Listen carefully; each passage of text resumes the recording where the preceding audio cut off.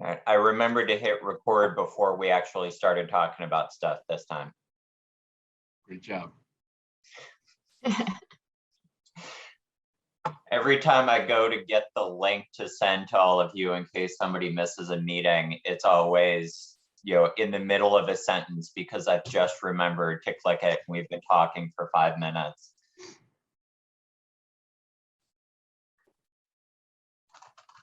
Looking forward to Zuzi being back. Agreed.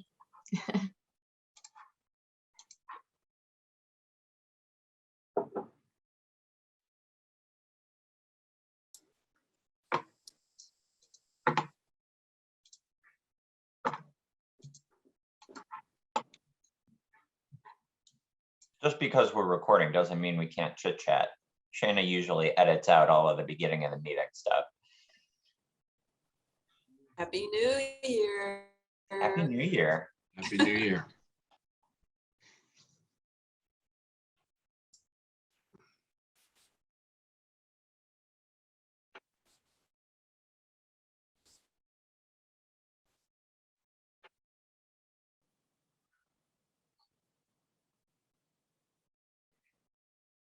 All right, we've got a pretty good group, so I'll give folks 1 more minute and then we can jump in.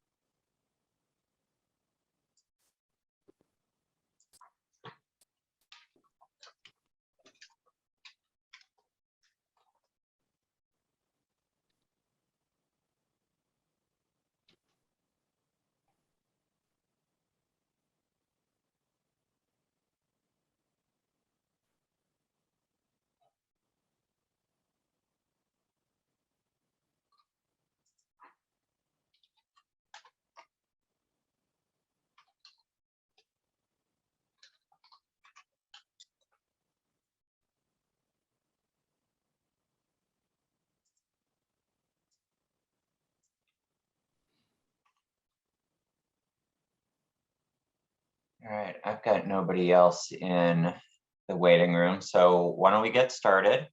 Again, Happy New Year, everybody. Welcome back after a week off. I hope you all had a restful couple of weeks and are ready to jump back in. So we had, when we left off, we were working on fine-tuning some of the ideas that we had for how we could use the CEDR's funding that was available through BEA. We talked about some of the administrative tasks that we can do with that money and bigger picture things a couple weeks ago. So I'm still fine-tuning those things to submit based on the editorial things you brought up on the 21st. Today we were going to spend the majority of the meeting talking about the second project that we have lined up for that right now, which is the workforce development project. So Sean, I know you were taking the lead on the working group for that. I don't know if the easiest thing is to do sort of what I did last week and just share your screen and roll through the proposal, or if you have a different idea for how you want to run that conversation. No, I mean, you sent it out with the groups. I mean, everyone has seen it, but let me go ahead and pull it up. And if we want to just kind of talk through it, I think as far as the working group is concerned, we're calling it good to go. So unless something else comes up this morning, I think the goal was to have it ready to submit along with everything else, right, James? Yeah, and I think in general, from my perspective, it seems like the ideas are ready to submit. I think from the budgeting standpoint, I think BEA is going to want to see more budget justification than we have right now. So I think some of my questions as we go through are a little bit related to, who is doing this work? Are they asking for money to do this work for each of those tactics? And if so, how do we throw the calculation together for that budget that we need to submit to BEA? Right. Okay, so I'll go ahead and share my screen. Okay. Hopefully.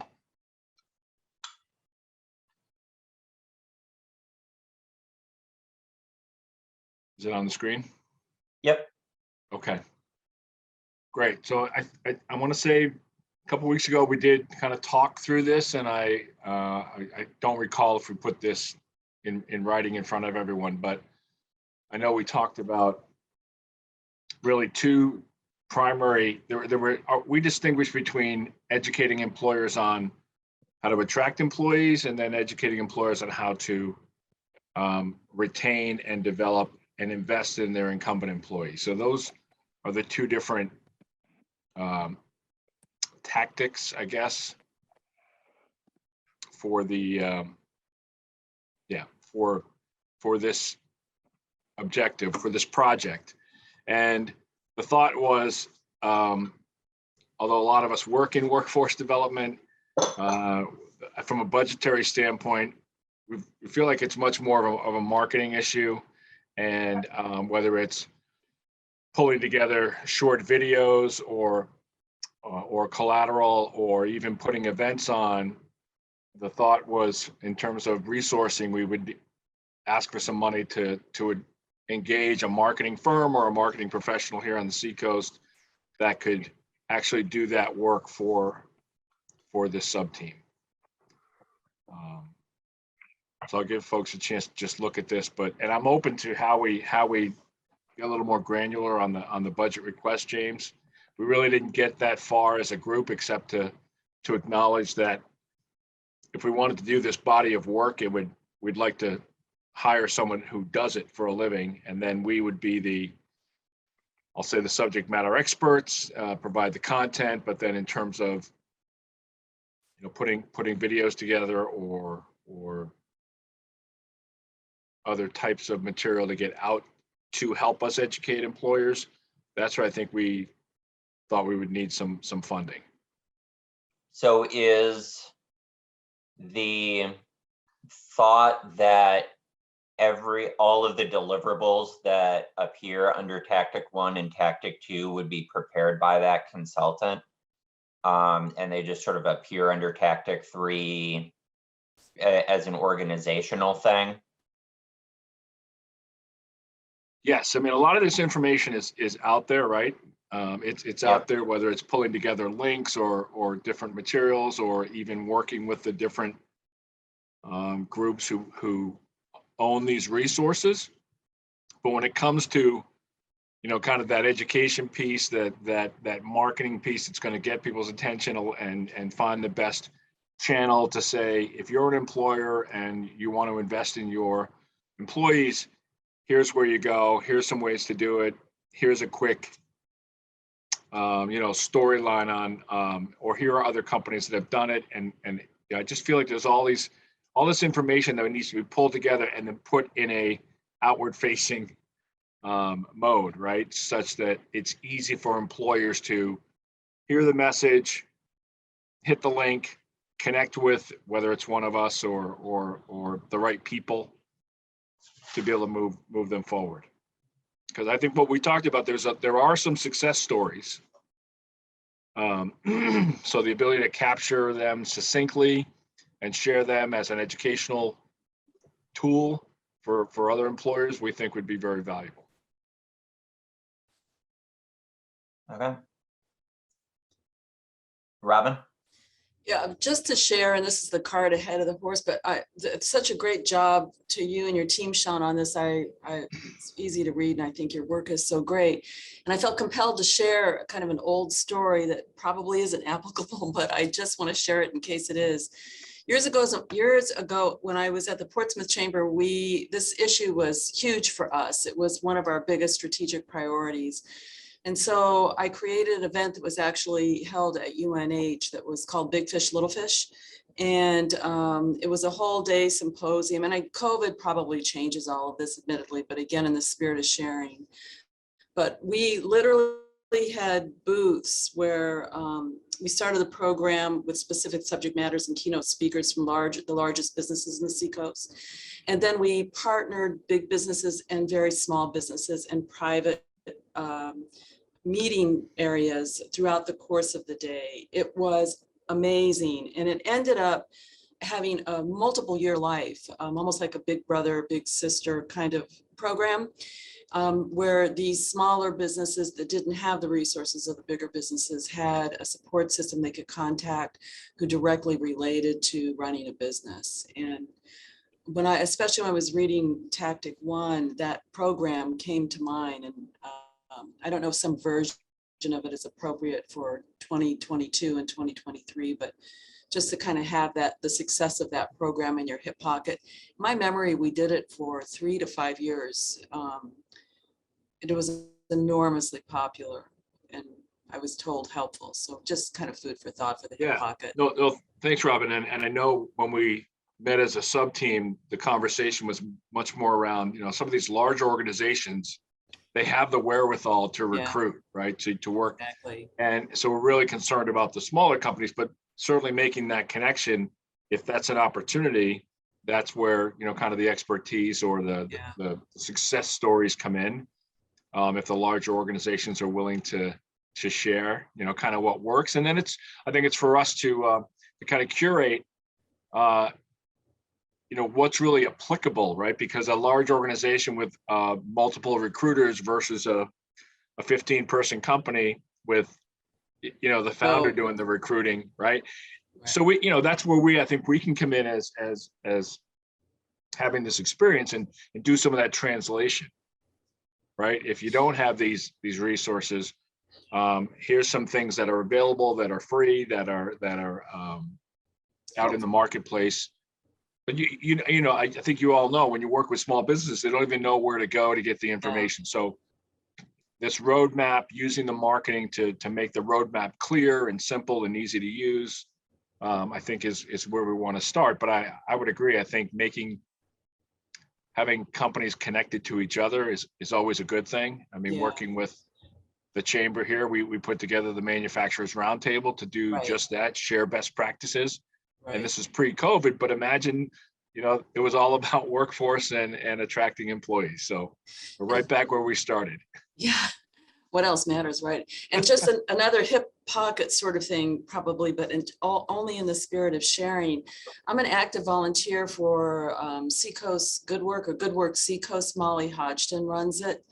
And it too is a mentor program of professionals to seasoned professionals to young startups or smaller businesses. And it dovetails with SBDC now and several other entities within the Seacoast. And for those who don't know, Seacoast Good Work, they are actually managing the Chimberg Foundation. And Eric Chimberg's father decided that he no longer just wanted to give grants as cash gifts alone for businesses that needed help, that he also wanted to provide additional support to those businesses that were in fact awarded a grant.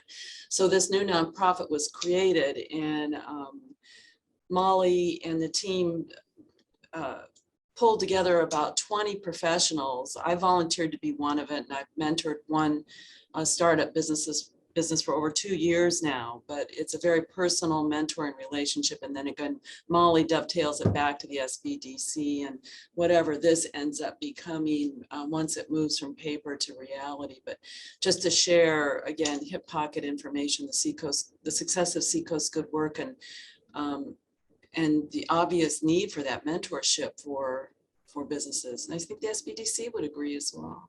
Right. So, again, the cart ahead of the horse, but this is very good.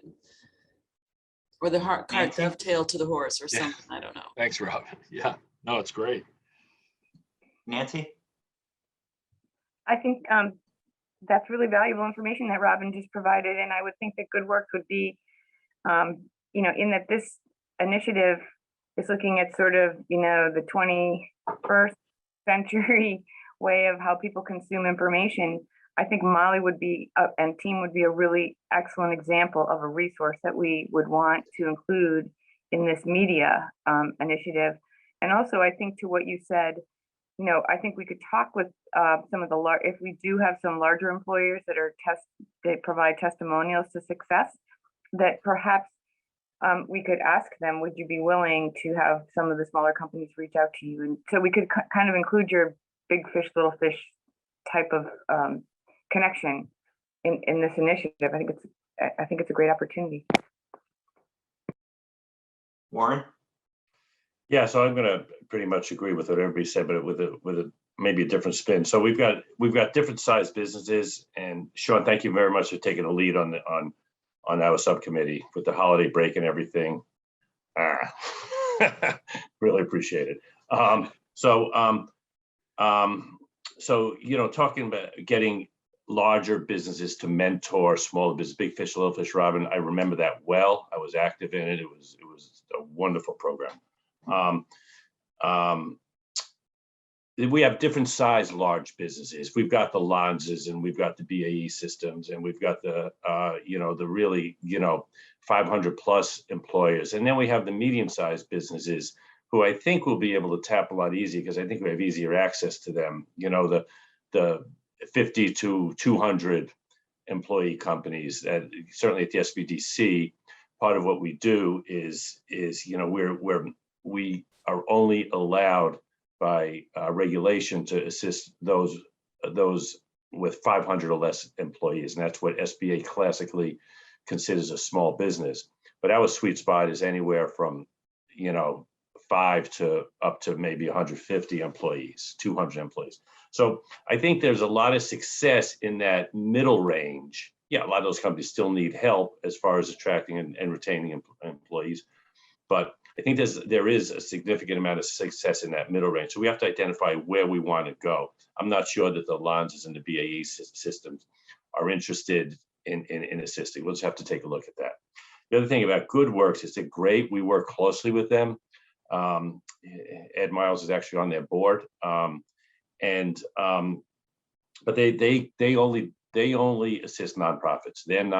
They have nothing to do with for-profit businesses whatsoever. So that's why we collaborate so closely with them, because we have the for-profit expertise and they have the nonprofit expertise. That's not to say they can't help with some of these issues, but it's very clear that their charter is to help and support nonprofit 501c3s. Nancy?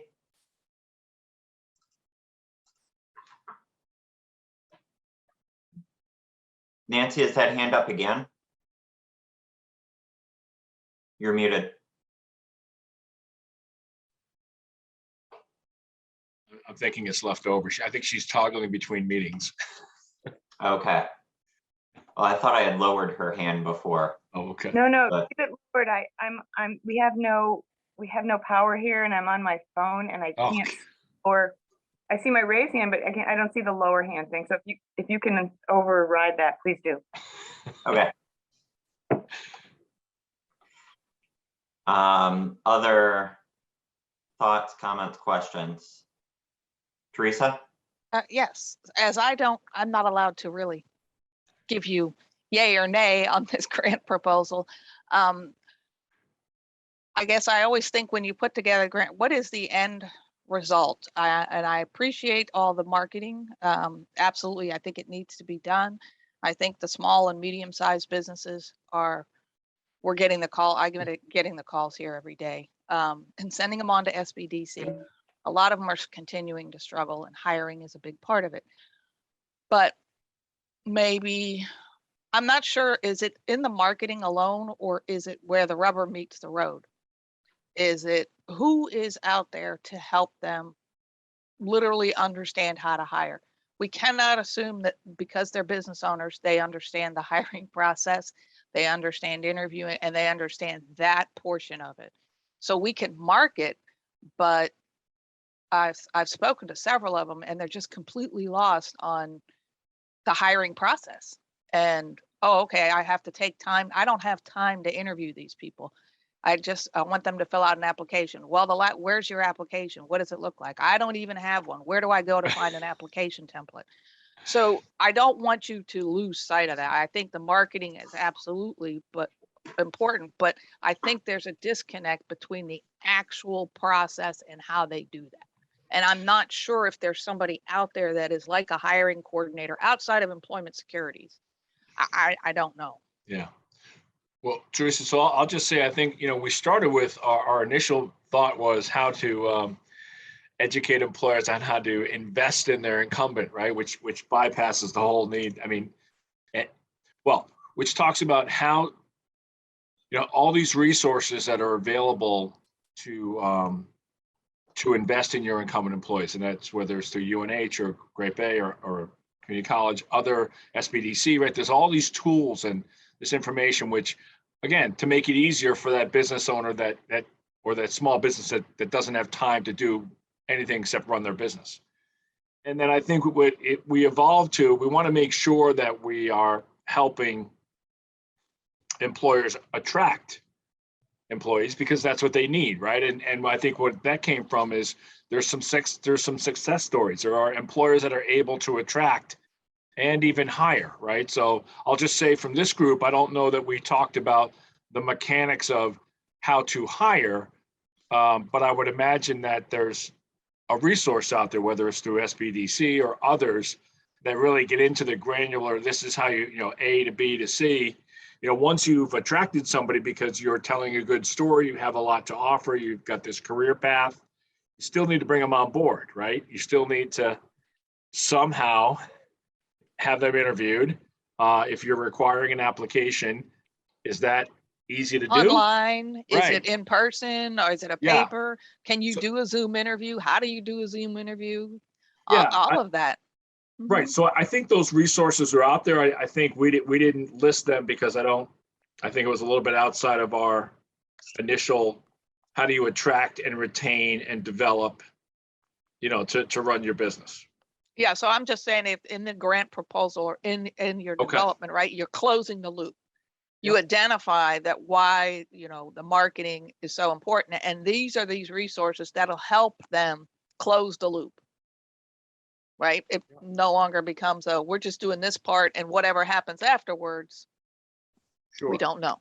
That's all Gotcha. I'm saying. Yes. Yeah. And that could be in the measurement, right? It's one thing, one way to measure attracting is, are you actually landing employees? Right? If you're investing in your incumbent workforce, are you, is your retention level gone from, have you increased the number of people you're retaining?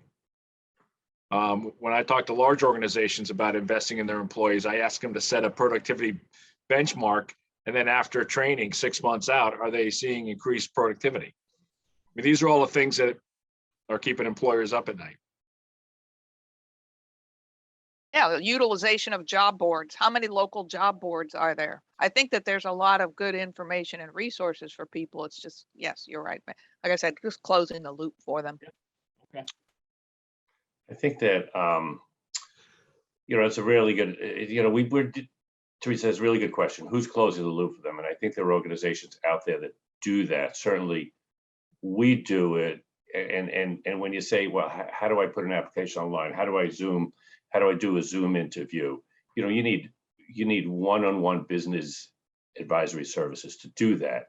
And certainly that's our strength. That's what we do. But when you think about, again, I'm going to go to size of business. You think about micro businesses, 5 employees and under. They have a different need than those businesses that are 15 to 50 employees. And part of the problem that we run into is that owners and entrepreneurs are too busy working in their business and not working on their businesses. And unfortunately, that's exacerbated by the labor crisis that we're currently having. So many times what we do, in fact, is we step back and see, you know, let's develop some kind of management structure. So you have time to do this. This isn't, you know, a 3-day fix. It's a bigger endemic problem to your business than just this. So yeah, we certainly help with that. We certainly help with closing the loop.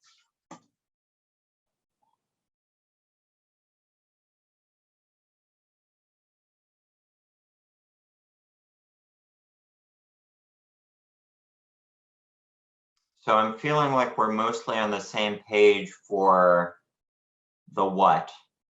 It sounds like the how, again, is you know, sort of this working group as the technical experts tasking a lot of this work to a media consultant,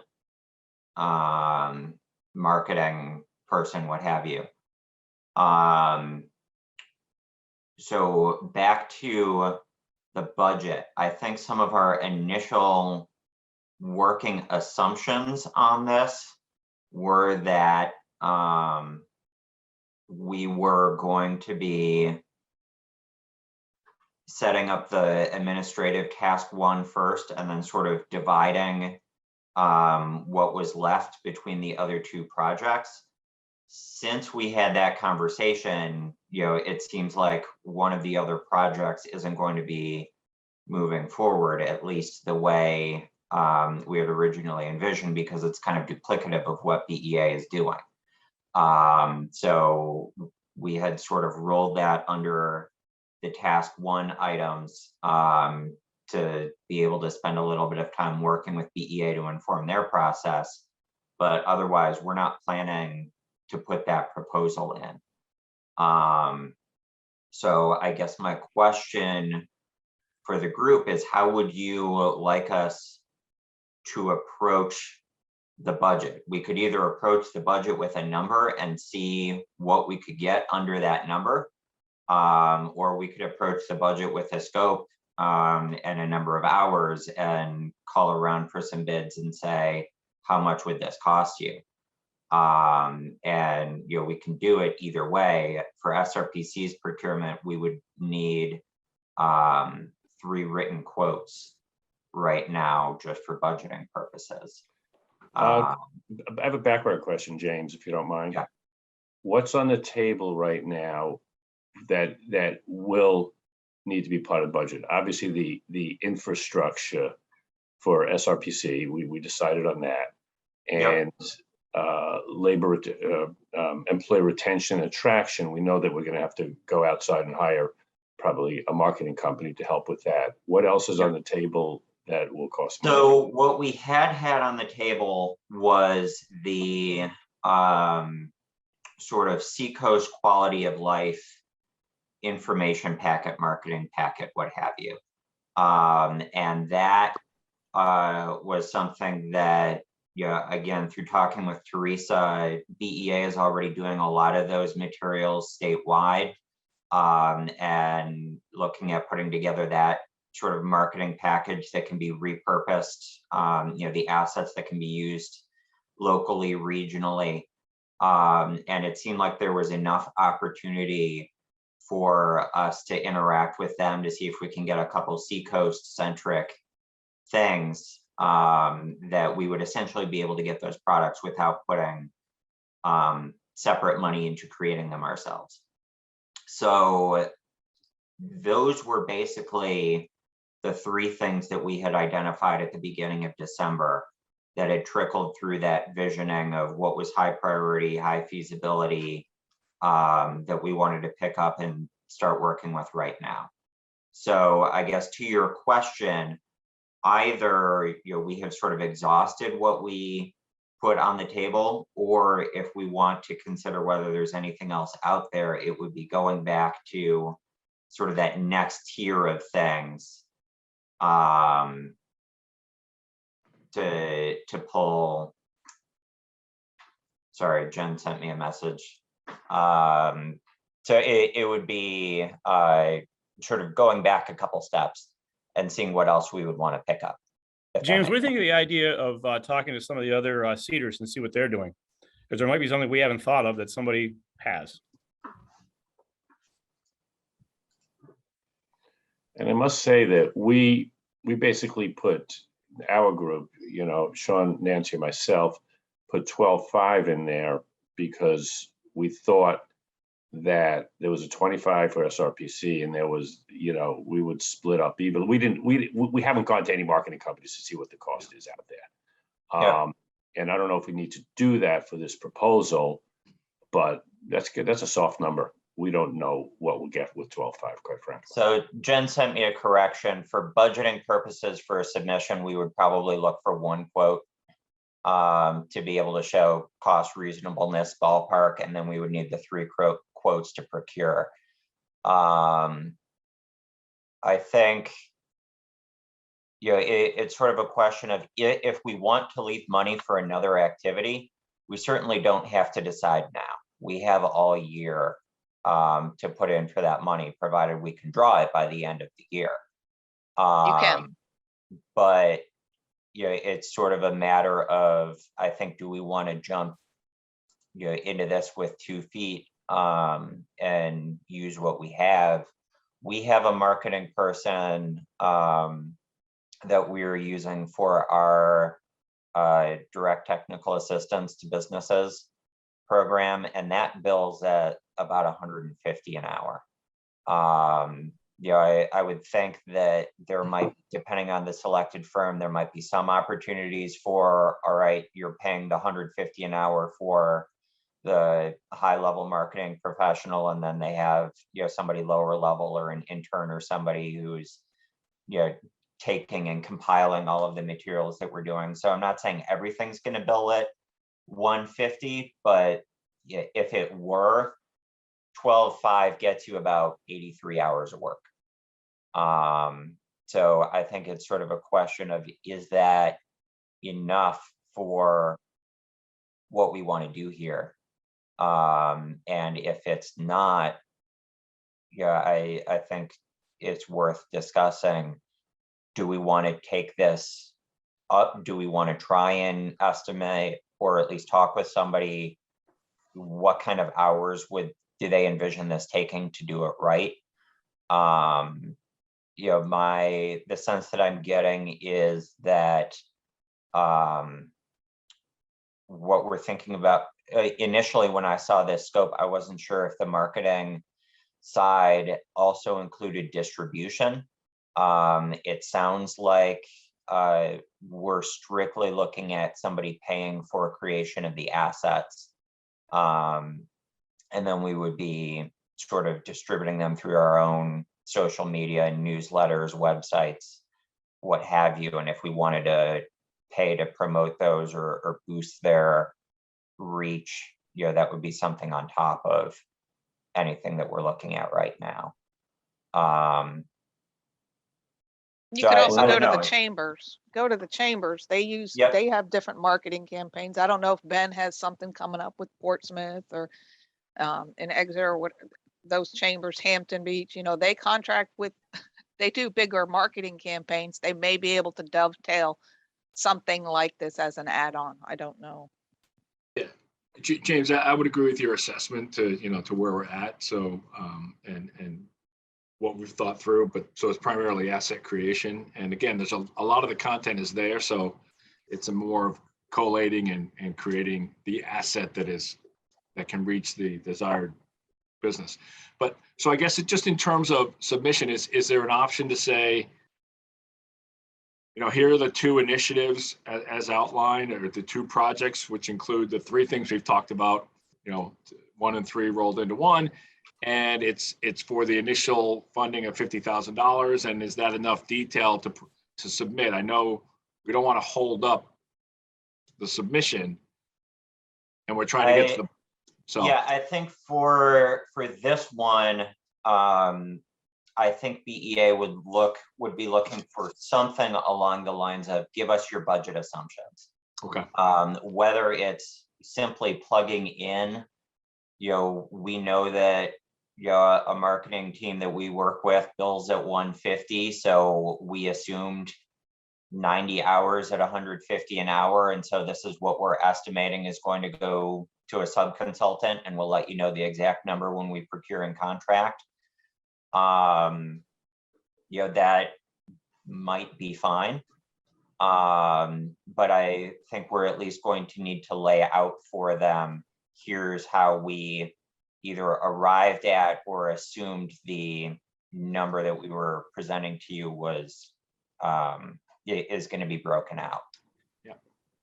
So are you saying, how this number was arrived at? Would it help for us to have sort of a high level conversation with one marketing company that we choose? Not that we're obligated, not that we're obligated to use that company, either the marketing firm that you use, or I certainly have marketing companies that we use. I think we all do. Would it help to have a high level conversation with somebody just so we have some information as part of the presentation? I think it would help. I think that would get us at least that sort of one data point backup if they're willing to put together, talk to us for half an hour, 45 minutes, and then throw together an email quote at the end saying, based on what we talked about, I would estimate about this number of hours for this total price tag.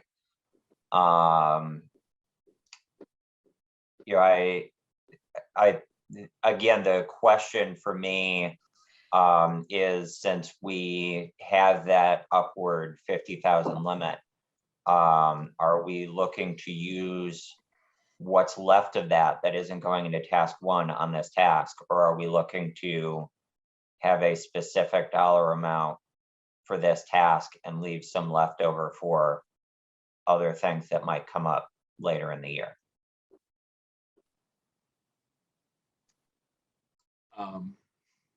Yeah, I don't think we need the whole 25 that's remaining. But I do think, I feel like it'd be kind of, front end loaded in that, pulling all this information together. We don't want it to take 6 or 7 months. We want to have the assets pulled together in a couple of months, and then be able to start our own distribution or finding the different distribution channels. That's just my knee jerk to that, James. Okay. And go ahead. Ben? What's the timing on the deadline for this? I apologize. I should know this. I believe November 30 is when BEA wants us to have spent the funds, so that December When is do we have to apply? Oh, it's rolling. There's no deadline. Okay. So we're looking at, it seems like we're ready to submit for task one tomorrow if we can. And I think what we are looking to avoid is submitting for task one tomorrow and having a proposal for this project in 2 weeks. Right. Really quick, Teresa, these contracts have to go to governor and council, right? Or no? I don't believe so. I think the final report, but let me walk down to Tina's office and ask. Okay, Hold on. because that'll impact things. Like if these are going to governor and council, we want to move because that's going to further compress the amount of time we have to work. Yes, exactly. Hold on and I will walk down there. Thanks. You're welcome.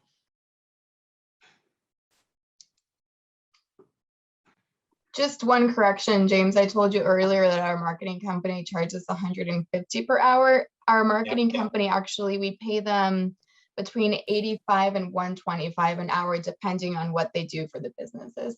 Okay. That's a little bit budget So friendly.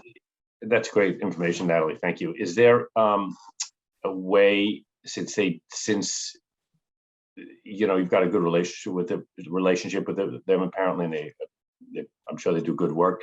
Can we have a high level discussion with them on this? Would that be appropriate?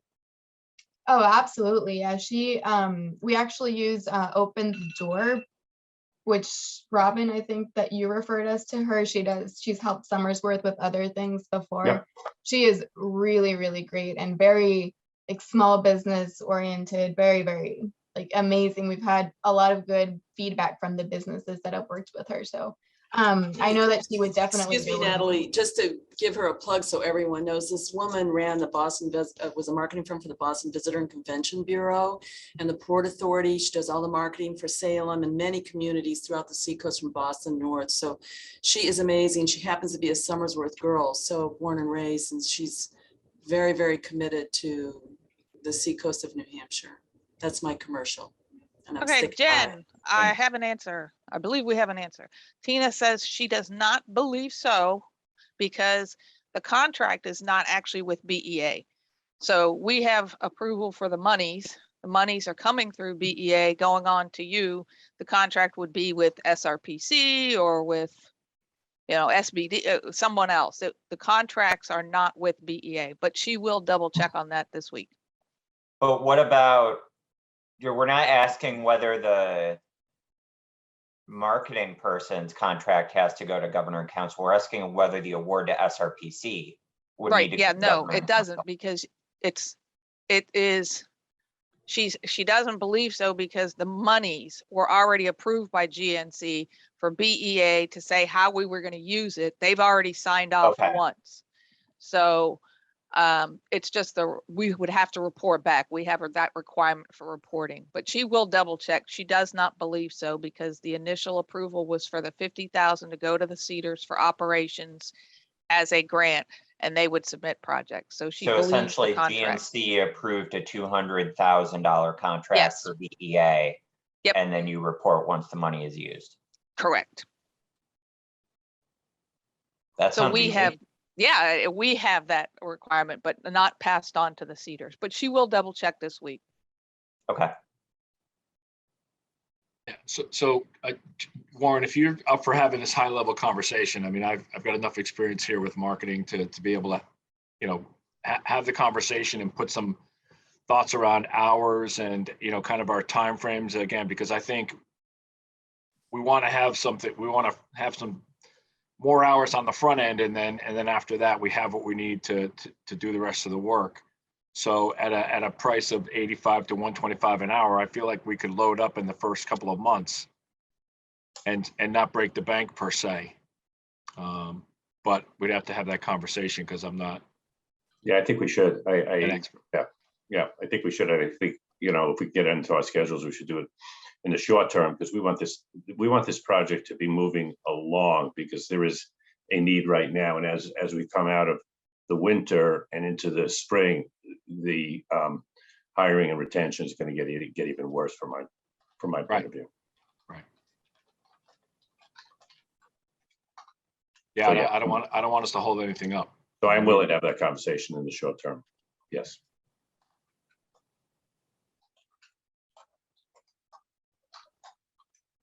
Does that sound like we're in alignment, James? Yeah, it does. I think if we're able to set something up for that conversation, if it would be possible to include me in that as well for scheduling, just so we can all be pulling together, you know, pulling the final proposal formatting together. Yep. That would be great. And then if we're able to do that this week, so we can maybe come back to this group next week and say, here's everything, here are the final numbers. Can we go? Does that seem reasonable? It does to me. We could certainly give it our best effort. Sounds Yeah, good. you know, I've got, yeah, we could talk about that offline. Yeah. Okay. Okay. Nancy said yes too. If you missed it. Oh, good. All right. So Can I ask a progress on question? that one. Larry? Yeah, Ben? So if I understood something Sean said earlier, this isn't gonna take the full, this won't get us to the full 50,000. So there's still gonna be some money available. And I guess I'm just kind of thinking, you know, when I was thinking about Teresa's comment, how they will have to report on how the money is spent.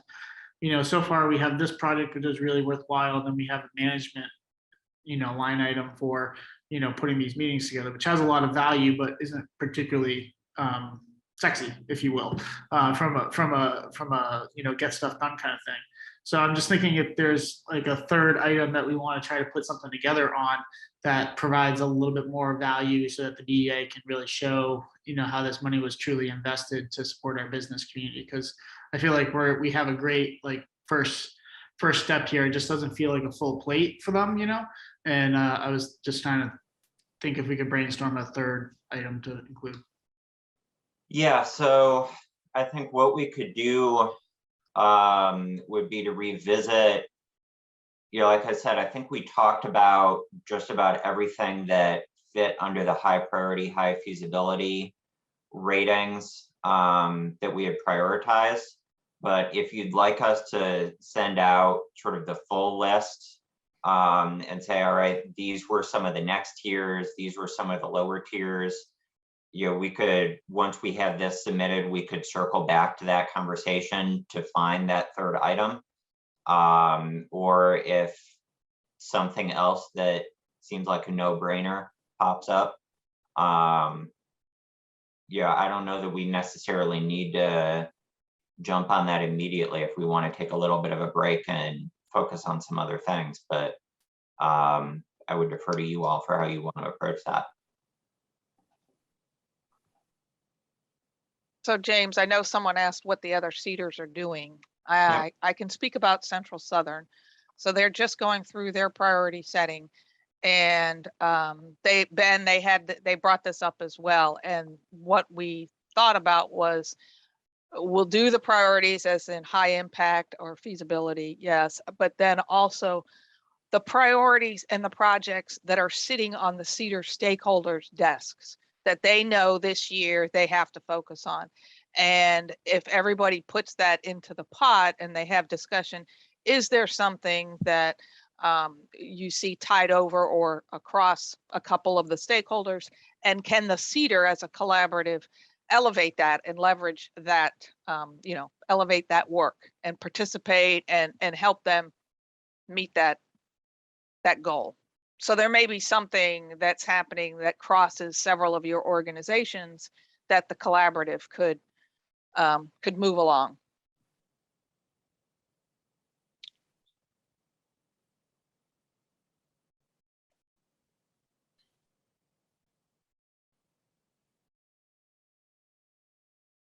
Okay.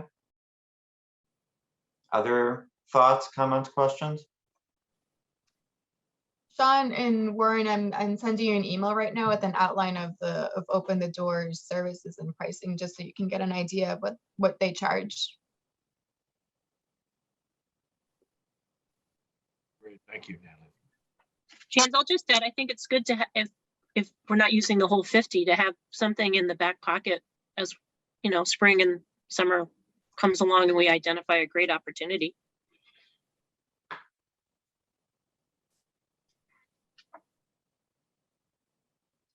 So I guess my question would be, do you want us to start recompiling and sending around the other ideas that we had and talked about, or do you want to take a break and come back to that in a month or two?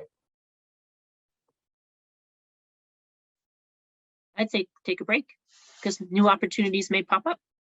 I just Sounds want to good be to clear me. that we wouldn't lose the opportunity to, so what is the goal? Let's say we come up with 37, let's say $40,000 to spend. We're keeping $10,000 in abeyance. So are we saying that we were only getting approval for the $40,000? We'll come back to the funder for the other $10,000 at a later date? And Teresa, will that be acceptable? Yep, and the application itself is really easy. I had sent both of you the sort of 1 or 2 pager scoping for the project itself. Really everything else that isn't that project specific stuff is just the information of the fiscal agent organization, name, contact info, etc. So it's easy. if 2 weeks or 2 months from now, we wanted to pop in another application, the actual applying part, maybe takes an hour or two. It's really the scoping and the project development of the project itself that needs the time.